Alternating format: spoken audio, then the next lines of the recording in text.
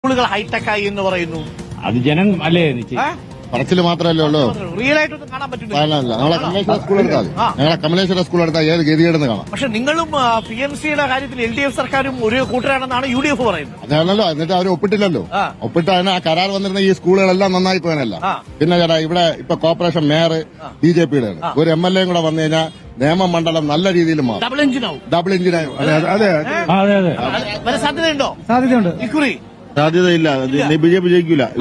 അത് ഉറപ്പല്ലേ? കാരണം ഈ ഡീലാണല്ലോ. CPM BJP തമ്മിൽ ഡീലാണല്ലോ. അങ്ങനെ ഡീലുണ്ടോ? അങ്ങനെ ഒരു ഡീൽ അല്ല. ഇതിപ്പോ സ്വാഭാവികമായി കഴിഞ്ഞ കാലങ്ങളിലും രാജഗോപാൽജി മത്സരിച്ചപ്പോഴും പറഞ്ഞെന്താണ് BJPയും ഈ പറഞ്ഞ കണക്ക് CPM ഒരു ഡീലിംഗും ഇല്ല. ഇവര് പരസ്പരം ഡീൽ എന്നാണ് നമുക്ക് വ്യക്തമായി അറിയാവുന്നല്ലേ. അവസാനം രാജീവ് ചന്ദ്രശേഖർ ജയിക്കുന്ന ഒരു ഘട്ടം വരുമ്പം വോട്ട് തിരിച്ച് ചെയ്യും എന്ന് തന്നെയാണ് ഞങ്ങൾ അത് തയ്യാറെടുത്തിരിക്കുകയല്ലേ. ഒരു പ്രധാനപ്പെട്ട ഉദാഹരണമാണല്ലോ നോമിനേഷൻ കൊടുക്കുന്ന സമയത്ത് അവിടെ ഈ സ്വത്ത് വിവരങ്ങൾ മറച്ചുവെച്ചുകൊണ്ട് രാജീവ് ചന്ദ്രശേഖരൻ അവിടെ നോമിനേഷൻ കൊടുത്തപ്പോൾ അതിനെതിരെ പരാതിയായിട്ട് ഈ UDFന്റെ സ്ഥാനാർത്ഥിയായ ശബരിനാഥനും UDF ആണ് ഒരു കീറ കടലാസിൽ പോലും ആ വിഷയത്തിൽ ആദ്യം പ്രതികരിച്ചത് ശിവൻകുട്ടിയാണ്. അതുപോലെ നാടിന്റെ സമഗ്ര വികസനത്തിനും വർഗീയതയ്ക്കും എതിരെ വോട്ട് ചെയ്യേണ്ടത് ശിവൻകുട്ടിക്കാണ്. അങ്ങനെ അഭിപ്രായമാണ് ഒരു ഭാഗം പറയുന്നത്. അതൊന്നും കേൾക്കൂല. ഒരിക്കലും ശിവൻകുട്ടി ജയിക്കാൻ പോലില്ല. രാജചന്ദ്രൻ ജയിക്കാൻ പോലില്ല. ഇവിടെ UDF ഇപ്രാവശ്യം നിയമം ഏറ്റവും നല്ല കാൻഡിഡേറ്റ് K മുരളീധരൻ നിന്നപ്പോ 30,000 വോട്ടാണ് 33,000 വോട്ടാണ് ഇവിടെ പിടിച്ചത്.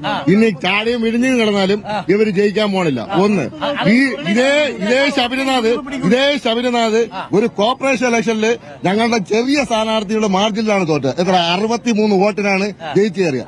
ആ ശബരിനാഥ് ആ വാർഡിൽ 50% പോളിംഗ് ഉള്ളൂ. അതുപോലെ അറിയാനാണ് സംസാരിക്കുന്നത്. ആ ശബരിനാഥാണ് നിയമ നിയോജക മണ്ഡലത്തിൽ ഉണ്ടാക്കാൻ പോണെന്ന് വെച്ചാൽ വലിയ പാടാണ് കേട്ടാ.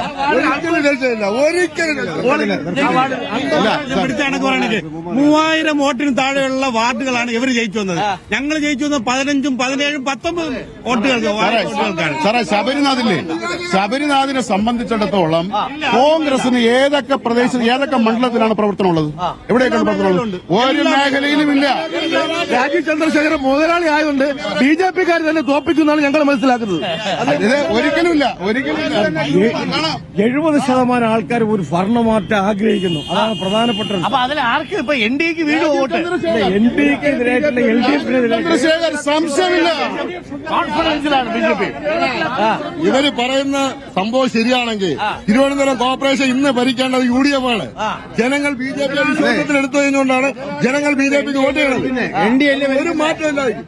ഈ രണ്ട് മുന്നണിയും പരാജയപ്പെടും. NDAയും പരാജയപ്പെടും, കോൺഗ്രസും പരാജയപ്പെടും. ജനകീയനാണ്. ജനങ്ങളുടെ